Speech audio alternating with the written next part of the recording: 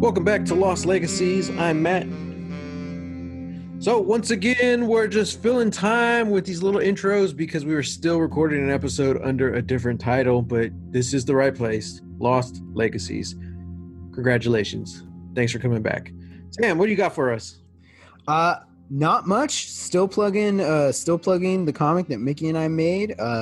That's up on our website, freakishfilms.com slash Quetzalcoatl. It's super great. It is our Latinx superhero origin comic, and issue 1 is available for digital download and issue 1 pre-orders. I've seen some proofs, and it looks amazing. The physical copy looks great. Gonna get that out to y'all as soon as possible. So again, thank you very much. That's freakishfilms.com slash Quetzalcoatl. And if you need any more information about it, just hit me up on Instagram or Twitter at my handle, Reel, that's REEL, Texas Weirdo.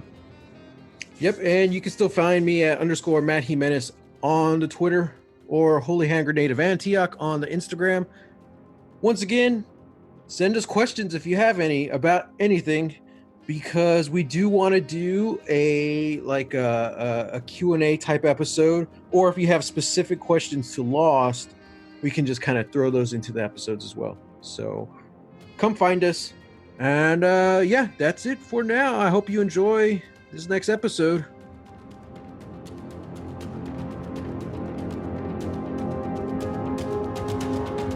Welcome back to Rewatch with Sam and Matt. I'm Matt.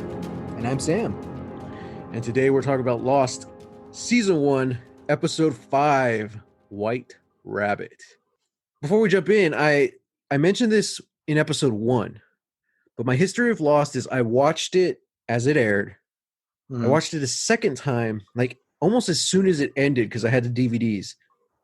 And now this is the third time. What I didn't mention was all the other times I tried to go back and watch it. You know? So I've seen like the first handful of episodes multiple times. And just like knowing where the show goes, how it evolves, how the storytelling changes. I was excited to do this podcast, but I was always nervous about doing like the first season, maybe even the second season, because I mean it's a mystery show, so it's slow, you know, and it's slowly giving out the clues and teasing the mysteries, but that's not sustainable in any format. So eventually, it does pick up the pace, and the storytelling does change. Not that it's better or worse, but it's just different, you know, and that was kind of more of my style of storytelling. So I was always nervous to revisit these first couple of episodes. I was afraid I was going to get bored.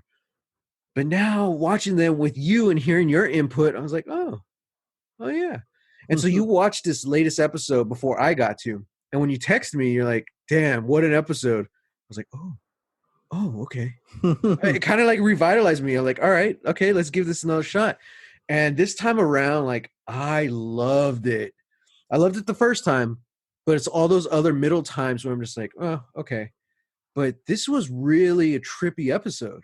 Yeah. So the basic summary is last episode we saw a tease. Jack keeps seeing a man standing far away in a suit. This episode, we continued right off from that into it, you know, we find out more about it. And the whole episode has this I don't think we've seen the island act in a mysterious way as much as this before. Right. It was really interesting. It was really interesting to see this one because it was like, you know, it's kind of the thing that we've been talking about, how like Jack has sort of just been the de facto leader, you know, for, I don't know, I guess like the first 6 days of, you know, of this crisis. And in the last episode, we started seeing that he maybe doesn't want to make all the decisions. He doesn't really, if it's not about saving somebody's life or if it's not life threatening, he doesn't really want anything to do with it. So here it's sort of an issue because he really doesn't want to be making the decisions. He doesn't feel like he should. and then he just leaves. He runs off in search of, something, whatever's out there, that's goading him. He leaves, and so it's up to everybody else to sort of figure out their issue of the day. Um, but it was real interesting because this is one of those times where you get to see uh, kind of like a leading man, uh, a leading man, but also just like your kind of main character, sort of going into this realm where he has to reconcile with, like, he's not the person to make decisions. He's not the person that people should be trusting, and it's, looking up to for guidance. And I thought that was just really interesting. We've outside of the podcast, we've had our conversations about like the hero's journey and the interesting ways that some media tend to start to like play with that or twist it or like reverse things around, and I don't know how that is. I don't know how to do like a 1-to-1 with Lost, one, because I haven't seen all of it yet.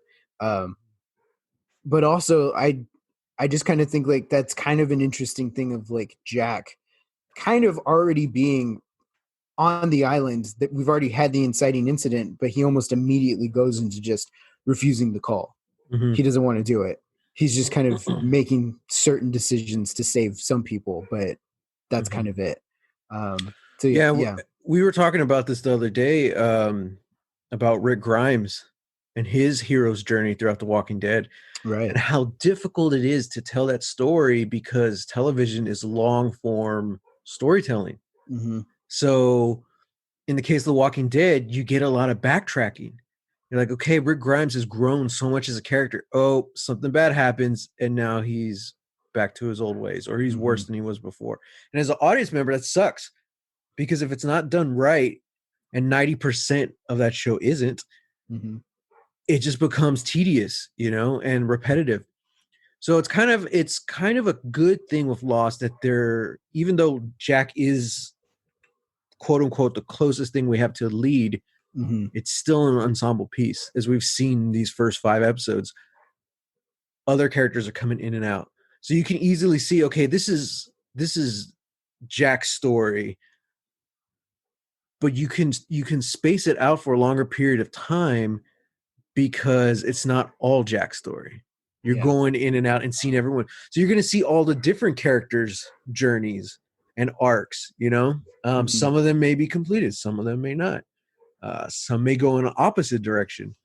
Um, but that's something you can afford to do when you have a cast this big. Mm-hmm. Uh,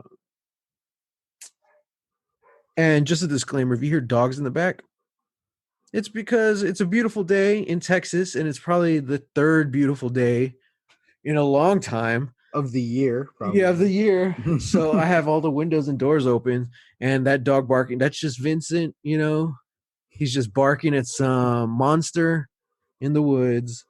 If you hear a breeze, it's because we're on a beach. And that's an audio cue. Do you know what that's from, Sam? No. Lost. Which was the coolest transition I've seen in a long time, because they're talking about running out of water. They're super low on water bottles. Jack just says, I don't know what to do. Don't talk to me. And he stares off into the distance. And what do you hear? And it Yeah. cuts. And the first shot you see is his father, with like, it's probably whiskey or scotch or something, but you hear Mm-hmm. like the ice clinking in the glass. I'm like, oh, that's clever. And it comes back to play again later in the episode. I'm Yeah. like, okay.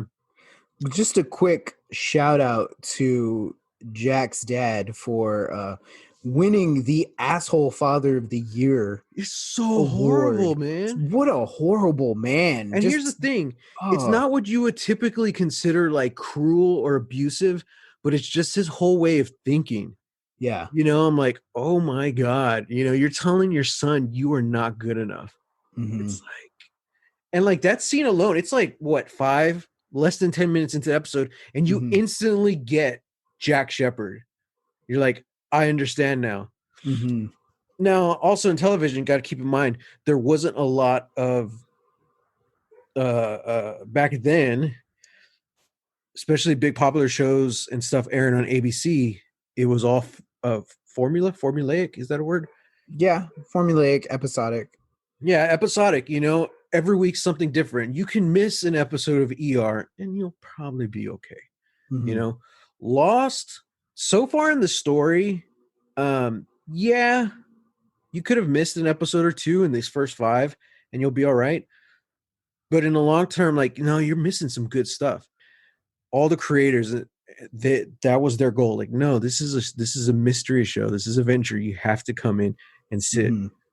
through the whole thing. You can't just go in and out, which was kind of what went against all that was popular and easy moneymaker decisions at the time. Yeah. So a lot of stuff in that scene also summed up Jack's character and his decisions in the past episode, which you were talking about, Mm-hmm. and it's just like, oh man. And then of course we keep flashing back to his life throughout the whole episode and we get more into like his more immediate history, but that was such a brilliant move. Mm-hmm. And it's also revealed that, okay, of course, it's a little later on in the episode, about halfway through, but he eventually catches up with the man he's seen in the distance, Mm-hmm. and it is none other than his father. Mm-hmm. Big kind of twist. The music was creepy. It was awesome. You get that scared shot of Jack going, "Dad," and you cut the commercial. I thought it was Yeah. great. Yeah. Now let's take a breather. Let's jump back to how this episode started. Ooh, yeah. Mm-hmm. Because you get a flashback of Jack when he's a kid getting beat up, which was good. It feels the flashbacks later. But the episode starts off with someone drowning Yeah. in the ocean. So Jack apparently is the only one who knows how to swim in this island. I know. Because you have 40 people on the beach, 40 plus people, and Jack's the only one who rushes in. And finally, like, he pulls someone up, but it's not the lady. Who is it? It's Boone. Oh, freaking Boone. I'm like, he's already established that he's a lifeguard. He couldn't save Rose in the first episode. He couldn't swim out to save her, which fair enough. I mean, those ocean, riptides are crazy, man. Yeah. But still, it's like, oh, God, Boone. Damn it. And that's kind of contention between those two characters later. Mm-hmm. Boone's insistent that he could have been all right. He would have been all right. And Jack doesn't straight up say he should have. He's like, Boone, you're going to die. You're drowning. Yeah. He basically chose between you or the lady, And it's just like, man, that was a killer way to open the episode. Like, it was intense. Yeah. It's like, oh, jeez. But, of course, later, it's part of the B plot, I guess you can say, where if the A plot is Jack trying to catch this mysterious figure in the forest, the B plot is definitely the castaways trying to figure out what happened to the water. Someone stole it. It starts off, they're just running low.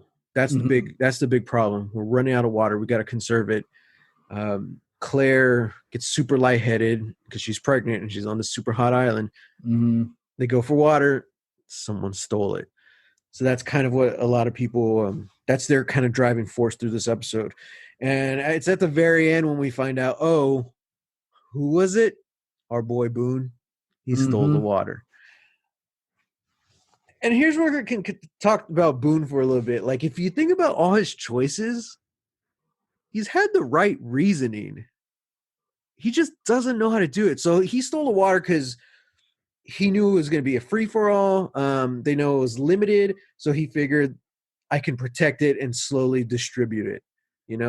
It's kind of the same thinking when he tried stealing the gun in episode 3 or whatever. Mm-hmm. He's like, well, we're all sleeping. Someone needs to stand watch. Yeah, but I mean, you could have brought it up. You didn't have to steal it off of us while we were sleeping. Yeah. Yeah. Everything this guy does fails. So far, he's a failure. I can't even be empathetic with him because when he's not being a failure on screen in the story, he's being a dick to Shannon. Yeah. If he was a nicer guy to Shannon, I'd be like, okay, at least he's trying. But it's like, no, this guy's just like failing at everything except being a dick. Yeah. Yeah. And I love the scene with him and Sawyer at the end. He's like, how's it feel being the top of everyone's most hated list? Suck, don't it? He just walks off. I'm like, that was nice. Yeah. I mean, not really. It's not really nice, but you know, it A is. good moment. Yeah. Yeah. It's a good moment. I I do kind of want to talk about the water situation. I know because like we Mhm. kind of saw them trying to like it looked like they were doing like a makeshift sort of like water thing, Oh, maybe in like like the tarps and second, stuff. yeah, Yeah. like the second or third episode. So it's real interesting that like okay now it's coming up to like okay we're 6 days in, we're running low, we've already ran low on food. Mm-hmm. Locke killed the boars, but now we're running low on that. Mm-hmm. Now we're running low on water. It's like it's all these things that are starting to pile up. But I thought it was interesting how okay they find out that the water's gone, somebody stole it, and two very interesting things happen. One, we see Sun with a water bottle, Mm-hmm. uh, and then so Saeed and Kate go to like ask her like, "Hey, where did you get that?" Jin shows up and it's just like, "Hey, like, you know, Mm-hmm. speaking Korean." Yeah. I think okay, speaking Korean, and he just like you know trying to push Saeed and Kate away. But what's real interesting is that Saeed has a feeling that Sun can understand English. Mm-hmm. Kate even And says she doesn't understand. She understands. I was like, yeah, ooh, damn, Saeed. yeah, it's Okay. like so that's real interesting. We see Jin sort of come up because again, this episode he is kind of being a little bit more like we need to take care of ourselves. It's just us. We don't need Mm-hmm. anybody else. We just need to focus on us.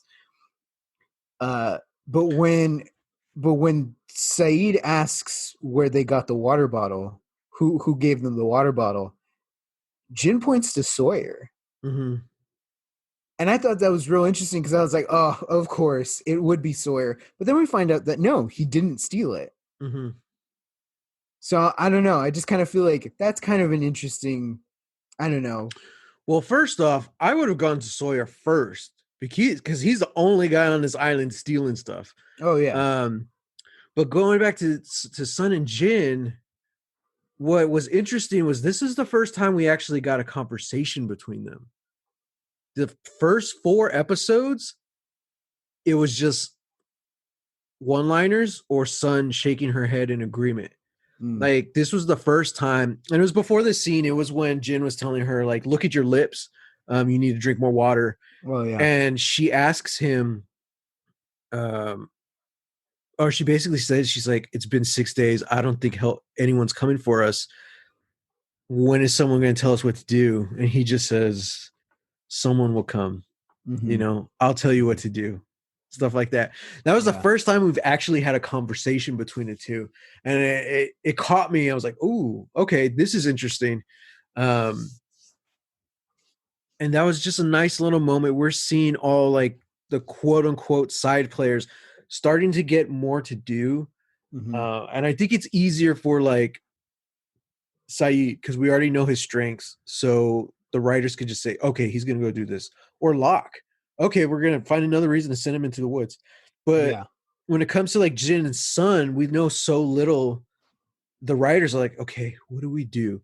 And all these little things, I feel like it is setting up for the later episodes, Mm-hmm. Um, so it's kind of interesting. Waltz is the same way. How do we balance that line between having this kid and not making him annoying? Which I think so far it's more of his dad that's annoying because Walt's just asking perfectly normal questions. Yeah. Walt is kind of a dick though. Um, but I mean, he's a kid, and so I'm okay with it as long as they don't make it annoying because that's the easiest thing to do with kids on TV. You make Yeah. them annoying. Yeah. But in this case, it's kind of his dad. I like that. He's like, why can't we drink the water? Because it's salt water, man. Does it make you thirsty? Why is that? Because it does. Well, just don't drink it. I was like, come on, Michael. Yeah. Yeah. Try harder. Uh, so, but Yeah, there's a lot of cool moments. We've seen Charlie and Claire before, but this episode we kind of see Charlie trying to cheer her up, trying to, convince her that like help is coming, blah blah Mm-hmm. blah. And it was nice. It was sweet, Like I'm watching him, like, yep, I ship him. What's it called? What do the kids call it when you ship someone that's like this is your main ship of the fandom? One true pairing, OTP. OTP. They're my OTP. Charlie and Claire. Wow. Wow. Well, good for you. Yeah. I'm just trying not to ship anybody right now because I'm like, I don't know who makes it out or not. I'm just Yeah. gonna revel in the fact that these are attractive people hanging out with each other. Like, yeah, They that's all it. happen to that's one of the mysteries of Lost, man. How come everyone's so attractive? All the How come survivors are the attractive ones. all the main survivors are the attractive Yeah. ones, you know? Yeah. Yeah, man. That's just one of those mysteries of Lost. Oh yeah, I guess so. Jeez. So I'm trying to think of any of the other side stuff before we get back to Jack's story. Um, I think that was it. I did like there's like a little conversation Claire had with Kate. She guessed like her astrology sign. Oh yeah. And that was kind of cute because it kind of shows Kate has a little tender moment with her, and then as soon as like Claire starts reading her, she gets like super standoffish again. Yeah. I was like, without saying anything, she just gives her this look. Um, it adds a little more to Claire too. It's like, okay, we already know she believes in astrology, and there's some, some little hint. So far, that's all we know about her character. Yeah. She's pregnant. We already know she's cute and adorable, and now she's into astrology. Yeah. But she just seems like a good person, and like, yeah, she's like this kind of like little cherub of a person on the island. So I think the last moment I want to talk about is the moment between Kate and Sawyer, where after they confront him about him stealing the water, and he says no, uh, no, he didn't steal it. It's not in his stash. Saeed leaves, and then Kate's about to walk away, and Sawyer's just like, "Oh hey, you need this or something like that," and he tosses her the marshal badge. He's like, since you're obviously the new sheriff in town. And Kate just like gives him a look, but it's not even a look of disgust. It's a look of like I, like like fear, and also just kind of like I don't know. It was just like it was just such an interesting face that Kate made, where it was like she like there's more truth in that statement than Sawyer probably will ever know about. right. You know, and I think it's just a moment that just like wrecks Kate, and that's why she just like can't think of anything to say. And that's one of those things too that like if you're not watching every episode, you wouldn't catch. Yeah. You're just like, oh, okay, she's the new law. It's like, no, like that's the badge of her captor, Mm-hmm. who's now dead, Mm-hmm. who there's a good chance she gave the gun to Sawyer to kill him. You Mm-hmm. it's just a cool, twisted little moment from Sawyer's end, and it's just like, oh, Yeah. you son of a bitch. Yeah. What's that? He had a line in this episode. Oh, when she tackles him, he's like, I made this birthday wish 4 years ago. Oh my god. Oh, Sawyer. Oh, so I will say this: as far as Sam's predictions, you're right. Sawyer is more antagonistic yet charming. So that's one for you. Yes, slowly but surely, I'm making my way. Scratching off your bingo card, my friend. Mm-hmm. Every time I get Um, bingo, do I get a prize? I know, right? Yeah, there should be. So back to Jack. Jack ends up running off into the island, chasing what is his father? It looks like him. He can't touch him. Every time he tries to touch him, it moves away or like Or it disappears. he disappears. Yeah. But Jack is like losing his mind out there. he nearly runs off a cliff, Mm-hmm. which is a pretty cool stunt, which was actually Matthew Fox. Oh Because wow. Matthew Fox is a huge believer. He's like, it's so much more difficult for the director if the actor doesn't do his own stunts. So Hmm. they got him on a wire and they threw him off like a 30-foot cliff in front of a green screen. Holy crap. And his stunt double did do the fall down the hill, which was a crazy fall. Okay, I was gonna say like Yeah. there's no way in hell they would let their actor, their leading man on this show do that stunt. That was crazy. That's such a good scene. And then you see his hand slipping, and then there's a hand shows up, and you look up, and it's Locke. Mm-hmm. Now, this scene, man, the music is once again the bombastic. We're playing on the fuselage music. Dun, dun, dun, dun, dun, dun, dun, dun, you know, he's hanging. And then as soon as he looks up, he sees Locke, music change, a whole tonal change. Mm-hmm. And I wrote something like, what is it? The music is something like, it's a little bit hopeful, but it's definitely more mysterious. Mm-hmm. So it changed from that air of danger to mystery, and I'm like, yes, I love it. Yeah. And of course, as the episode goes on, we see Jack and Locke have a really cool kind of talk and heart to heart in the forest, Mm-hmm. where Locke essentially gets Jack to admit what's going on. You know, he's like, I'm going crazy. Locke says, no, you're not, blah, blah, blah. But he gets Jack to actually talk. And that's the one thing Jack hasn't been doing since we've known Jack. Mm-hmm. Kate has been prodding him this whole time, but he's always been shoving it off, you know? So at this point, he's like so mentally tired or broken or whatever. He just tells Locke, he's like, yeah, I'm following someone who's not there. And Locke says, basically, but what if he is?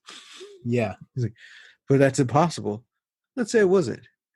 And it's just so matter of fact. And I'm like, it's a really cool moment. And Locke is really talking to Jack about how this island is different. Mm-hmm. Nobody's talking about it, but we all know it's true. And for a second, dude, like he almost has like Jack believing. Like Jack's like just looking at him, watching him. But then what does Locke say? I've looked into the eye of the island, and it was beautiful. Mm-hmm.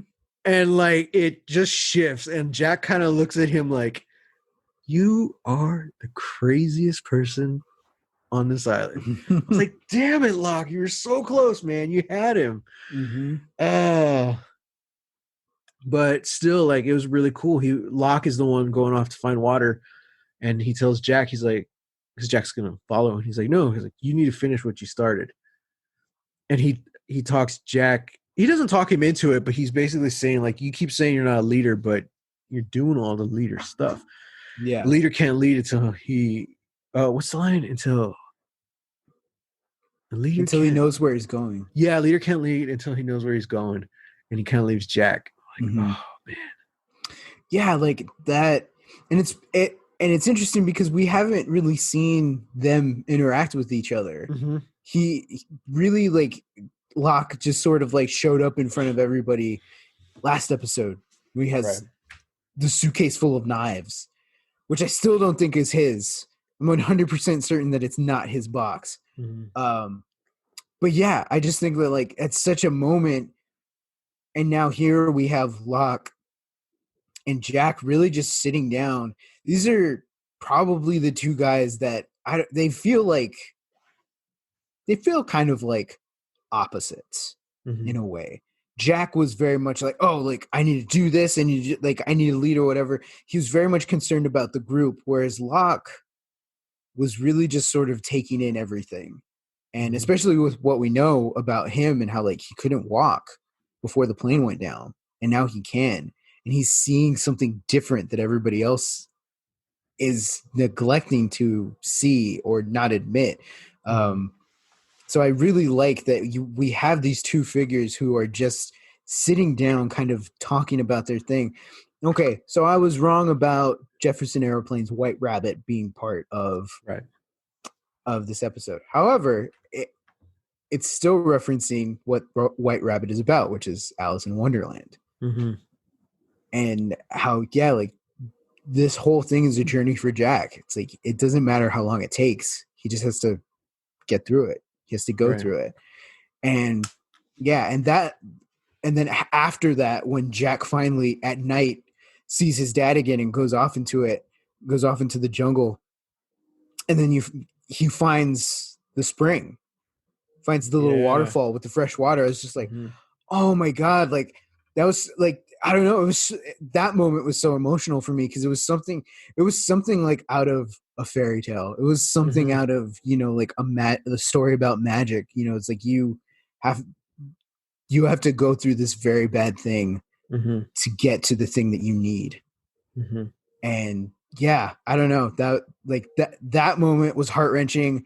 And then the moment where Jack finds his dad's coffin, and so we realize, and then because we've been sort of jumping back and forth, and then that's where it shows that, like, oh, he was in Australia looking for his dad, Mm-hmm. found his dad dead, and then he was And on there's the some kind flight. of guilt there that they set Yeah, up. Like yeah, Jack is separated from his father. We don't really know why, but Jack's mom is blaming Jack for all of this. yeah. So there's this sense of guilt. And you can see, like, okay, he's guilty. And then we find out the dad dies. Now he must feel even more guilty. It's like, oh Mm-hmm, crap, you know? mm-hmm, So what did Jack do? Like, what have I done? yeah, And all of that kind of led to this moment in the caves. mm-hmm. When, of course, he opens up the coffin, and what does he find? Not his dad. No It's dad. empty, Oh man. man. He gets a piece of pipe and destroys that coffin, which is very realistic. I'm like, yeah, you pay all this money for something that's not really gonna last that long. Build your own. That's my thing. I'm gonna build mine out of a pine box. That's Matt's takeaway. Yeah. Mm-hmm. Yep. Yeah, I know. Everyone's like, "Oh my god, the body's not there." I'm like, "Oh, that's a poorly made coffin." Oh That's boy. why you buy American. That's why you buy American and you make your own. Um, yeah, and it's not really addressed again, and Jack doesn't bring it up, but you could tell Mm-hmm. that hits him hard, and that kind of leads to the mystery. Okay, where's Jack's dad? Mm-hmm. Is he really walking around out there? What is Jack's dad? Why is Jack's dad? So, How is Jack's dad? so okay, so before he sees him for that last time, Locke leaves Jack there in the wood. And he's kind of just watching the fire. What do we hear behind him?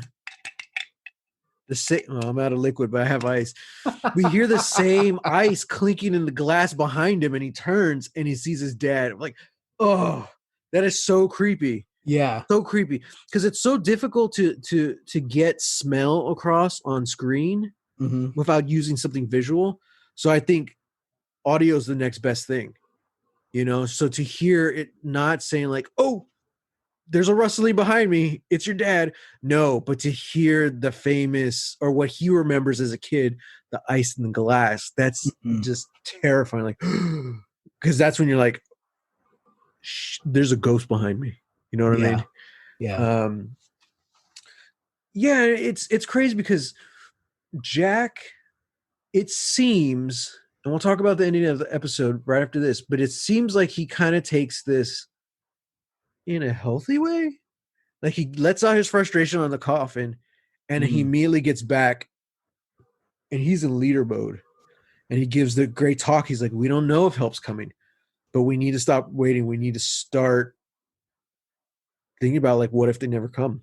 Mm-hmm. We need to stop this. We need to stop this fighting. And he does give Boone, the benefit of the doubt. It's like, this man tried to save that woman this morning, and now you're Mm-hmm. going to crucify him. He's like, we all made mistakes. We got to stop fighting. And he says the line, we need to learn to live together, or we're going to die alone. And I'm like, right to the heart, man, because that is so much the core of Lost. It's Mm-hmm. like, yeah, especially like this early on in the series, it's like, yeah, this is about having to survive with the stranger behind you or beside you. You know what I mean? Yeah. Oh man, it's brilliant. And then he has the great talk with Kate on the beach at the end. And she even asks, she's like, "You're not gonna tell me what you're doing out there?" He's like, "Just had to take care of some stuff." But he does tell her that his dad died in Australia. That's what he was on the plane for. Mm-hmm. She's like, "I'm sorry." So am I. That's this nice little moment, and that's where the episode ends. Yeah. It was perfect. And it was so that was the twist. Because there was no twist. You know, all that stuff came earlier. It was a good character moment. And for a show like this, I think it's important to focus on the characters. Yeah. Because if you don't care about them, then what's the point? You know, all the Yeah. mystery in the world's not going to keep you tuning in every week. Yeah. Yeah. That's, and I feel like that was the thing that sort of separated Lost from other shows. That still separates Lost from other shows, is that it was first and foremost kind of a character piece. Mm-hmm. It's all of these people and their journey together on this island.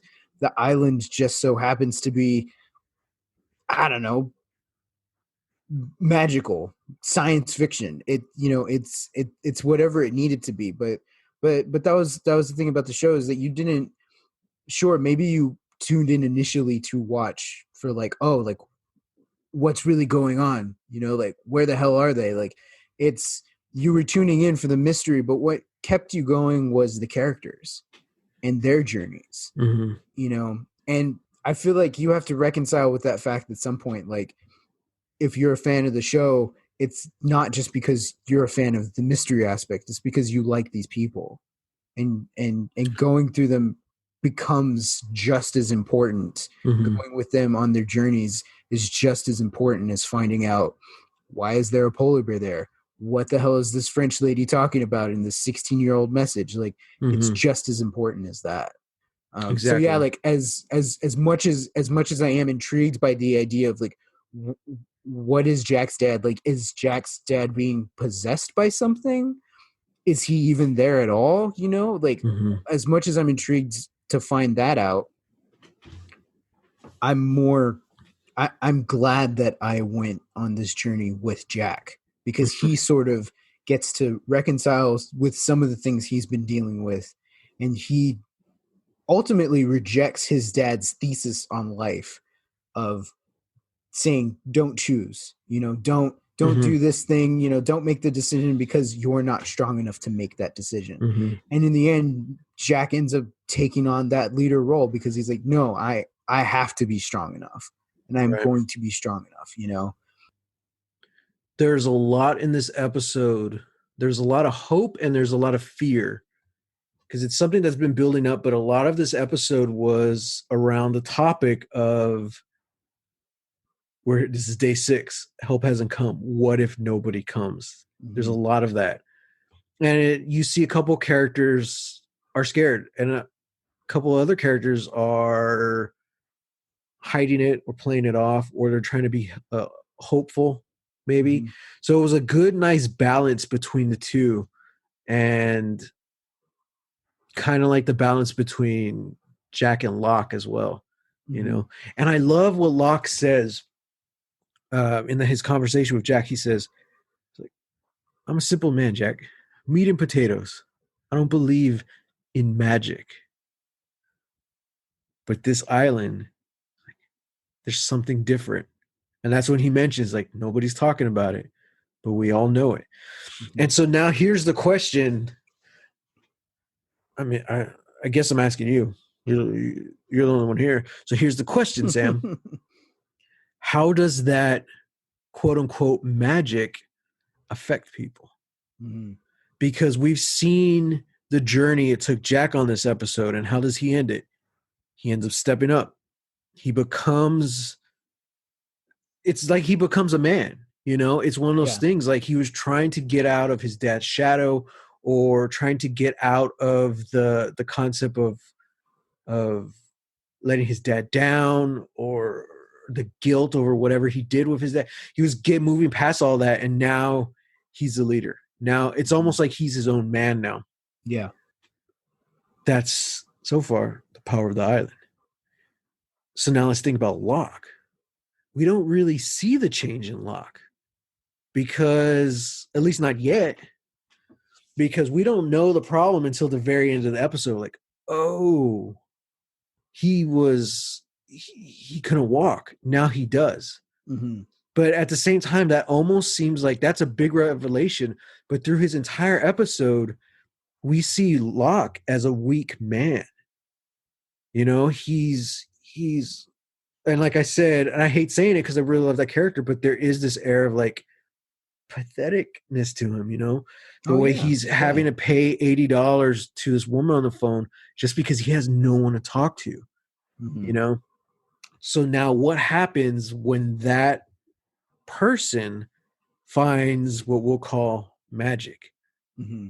Sure, right now it's like the fact that he can walk, but okay, how does this person who again who also had, maybe he was super prepared, but like who knows what would have happened to Locke on that walkabout? Mm-hmm. You know, he was a crippled man going on this super, super hard endurance test that is tough for anyone in their prime. Yeah. You know, so there's like this air of like, that's the word of the episode, air. Is he delusional? You know, Yeah. is he just that much of a dreamer, or did he actually stand a chance on that walkabout? Mm-hmm. So that's kind of the question here on the island. Okay, he seems to know what he's talking about. He seems to know what he's doing, but when you get a man like that who may or may not be delusional into this magical place, what happens to that man? And I Right. think those are the little pieces where we're getting to the puzzle. Same thing with Boone. The reason I kept pointing out Boone this episode, because these first 5 episodes, everything he has done has failed. Mm-hmm. I love the line when he's fighting with Jack. Jack walks away from him. He's like, "Don't walk away from me. I run a business."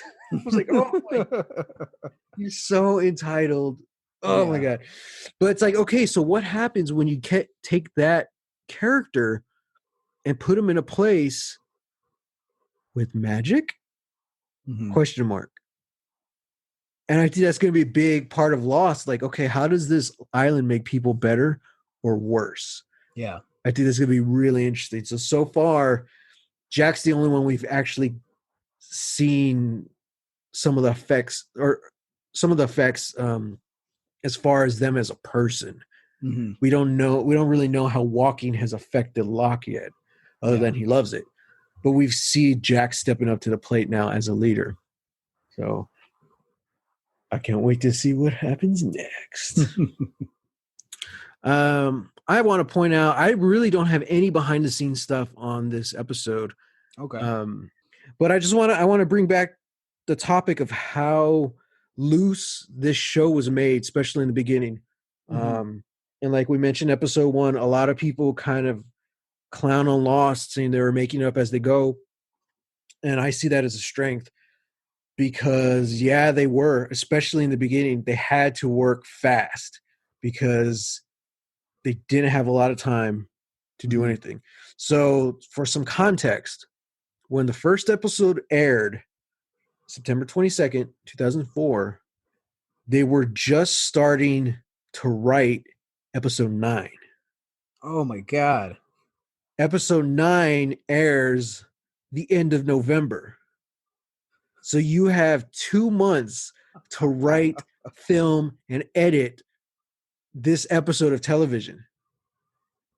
So because they did all the pilot and stuff, a lot of times what happens with a pilot, they film it and then it's over. You go look for other jobs and then they'll try and sell it.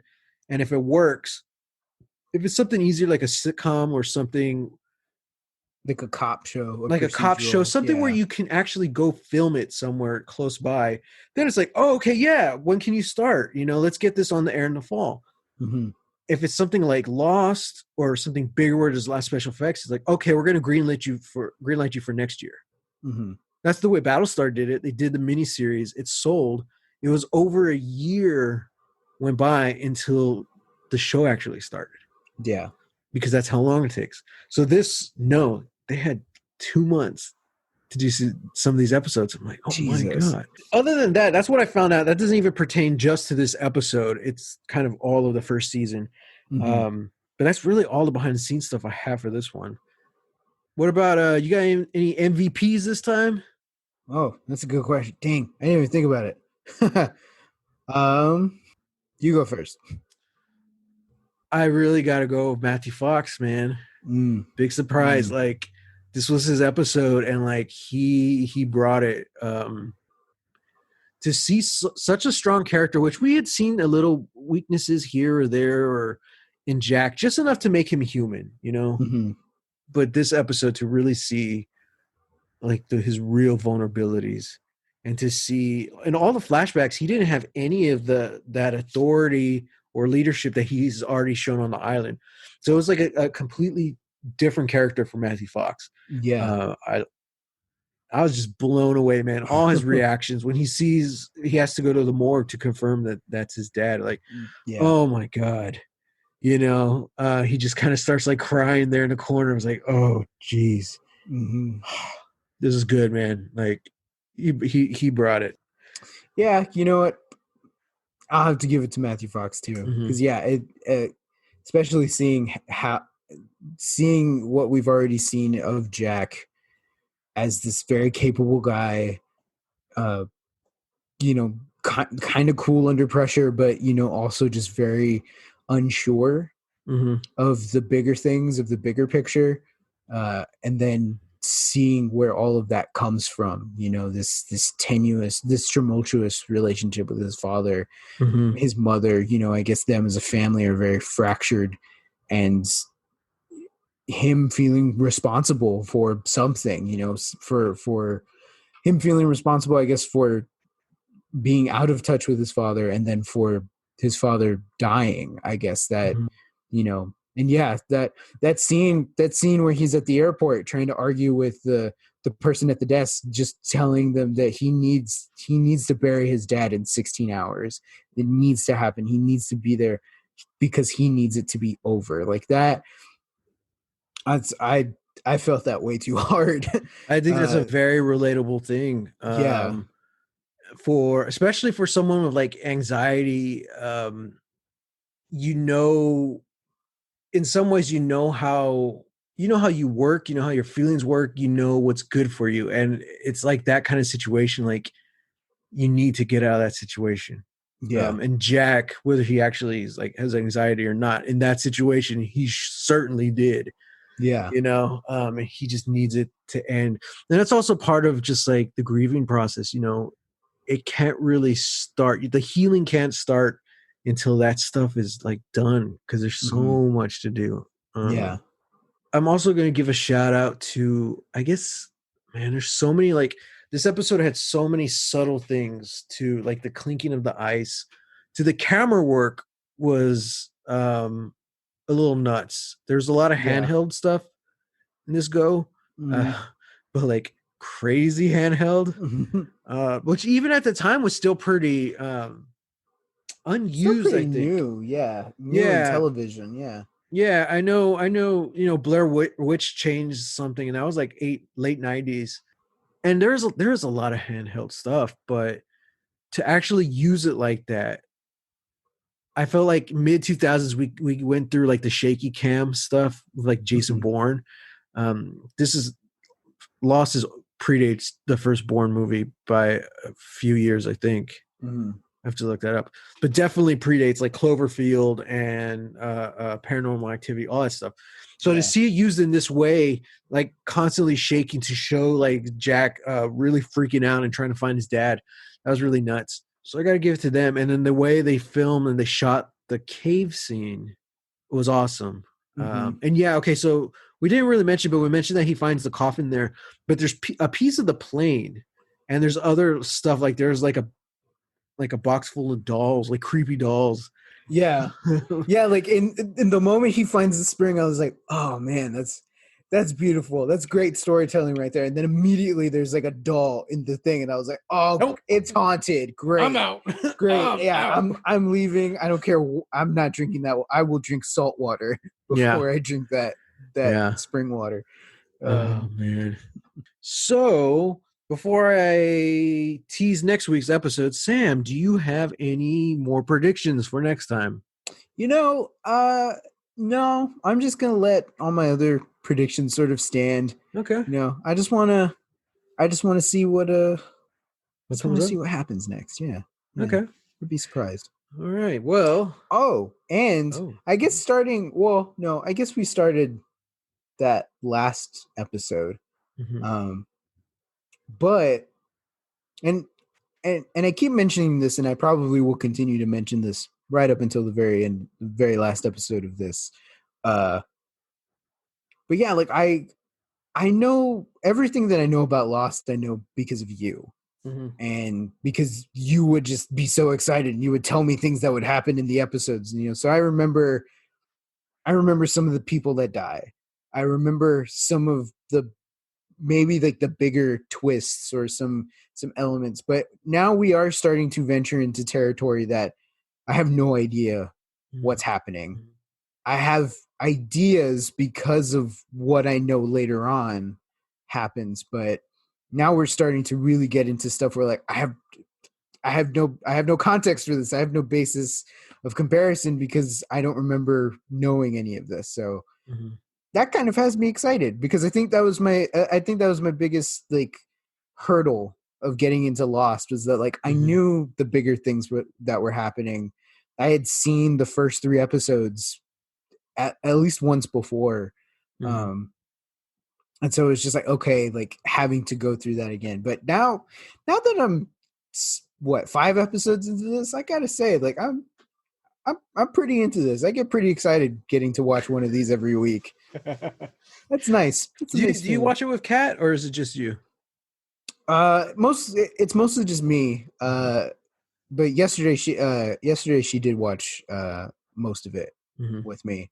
There was even a moment where it was I think after it was right before Jack's first flashback. Mhm. Um, after the opening, uh, she was asking me like who somebody was or like what their relationship was, and so I paused and then I just like real quick I just went through. So Okay, briefly, you watched the first 4 episodes again. I was like, here's the first 4 episodes. There's this guy dies, but only these people know that he was murdered, and they Mhm. just neglect to tell everybody that he was killed. They just say that the pilot was dead. Oh, and then these people knew about the 16-year-old message, but they didn't tell anybody except for Kate. She told Jack, so he's the only one outside that group. And yeah, I went through that pretty fast. It was nice. It was real nice. Nice. Yeah. Yeah, that's one of the reasons I really wanted to do it. So when we were talking about let's do like some kind of rewatch show or some kind of podcast, Mm-hmm. I didn't. I've always wanted to go back and rewatch Lost. I've been trying to get you to watch Lost since 2014. I Yep. mean, 2004. I was also, like I said, I was nervous about going back into Lost because I wasn't sure how I was going to feel about it all these years Mm-hmm. later. I was kind of afraid it wouldn't hold up well, especially because so much of television was a direct copy of Lost. Like, Yeah. if you look at the majority of TV between 2005 and 2010, I think, well, this is the thing for the majority of television gets canceled. It's only a few shows that actually continue on for several years. So Mm-hmm. I can easily say the majority of television during that time was a lost copycat. Yeah. Everyone, like after this first season, fall 2005, there was so many shows that were all built around flashbacks of some sort. And I was like, oh Mm-hmm. man. It was just like Even the show flashback. flashback. I mean, it's the bullet time effect from the Matrix. Oh They yeah. weren't the first ones to do it, but they did it the best. So after that, all those early 2000 movies, everyone was using bullet time. Mm-hmm. Because of Mm-hmm. Lost, everyone was using flashbacks. We also started to see in 2005 a much higher uptick in like science fiction and fantasy stuff, but like in the public. Yeah. That's when ABC was like, "Oh, we're going to do Daybreak, which is like Groundhog's Day but with a cop and Tay Diggs." Mm-hmm. So is a sexy cop. That'll get people. You know what I mean? Yeah. And then I forgot what the other one was, but yeah, I was that flashback. I don't remember, but like something happens, and like most like half of the population vanishes for like 60 seconds, and then they all come back, and then it was almost like Thanos, except it was just 60 seconds. Yeah. But like you're dealing with like flashbacks and what happened and all this stuff, and I was interested, but it was blatantly obvious that they were making it up as they went. They were just trying to copy Lost, and you couldn't do it, you know? Lost was like capturing lightning in a bottle. Everything about this show should have failed. It should have never got greenlit. It should have never been made. Yeah. But they made it work, and they figured it out and fought their way through that first season, and they got this epic television show now. So yeah, man, the Lost Effect. Is that what we're calling it? The Lost Effect? Oh, maybe that's what we'll call this show. I was 5 going to episodes say, in, and we still don't really. Now I need to figure out, can we say Lost in the title? I think we can, as long as we're not making money. Yeah, probably. I have to do more research on this, but this is still very early season 1. You know, season 2 is when like the world kind of caught on, because everyone was watching season 1 and loving it, but it was after season 1 when we started getting like the interactive experiences, and there's so much lost in pop culture, and it's like, oh, okay, here's a mystery novel. It has nothing to do with Lost, but this is a book that exists in the Lost universe. That's right. You know, it's just so weird, so crazy. It was nuts, and like they probably did the best interactive experience like that. No one else has tried it, or no one else has pulled it off. Like the Dark Knight tried doing it. Well, see, that was interesting, because I feel like the Dark Knight was probably the closest to use that type of marketing, and use it well. Yeah. You know, because like at that point, every site had, or every major movie was having like their own website, and then but after Lost, everybody tried to do something interactive, something to keep people engaging, and I feel like the Dark Knight was the only one that came close to their success. Yeah. And because like it was something that was a little more interactive, that was like, oh, like if you piece this together, you get like a megapixel. Yeah. And then if you do this, you get another one. And then if you do enough of them, and then it comes together and you get, oh, hey, it's the first image of the Joker, you know? It's all the Easter eggs, you know? Yeah. And like no one has been able to do it as well as Lost did it. Yeah. Everyone has been trying, and Dark Knight did it pretty well for their movie. It's gonna be interesting to see. We have some time, but once we get there, it'd be kind of cool to start talking about that. Yeah, but as for now, that's it for this episode. Next week, we have episode 6, House of the Rising Sun. The castaways are shocked when one of their own is brutally beaten, but only the non-English speaking Jin and Sun know the truth behind the attack. So that's all I got for now. Wow. I guess you can find us in all the normal spots. I'm _Matt Jimenez on Twitter, I'm pretty sure. Holy Hand Grenade of Antioch on Instagram. Sam, where can we find you? You can find me on Twitter and Instagram at the same name. It's going to be Reel, that's REEL, Texas Weirdo. Sweet. All right. So we'll see you next time. Until then, get lost. Get lost.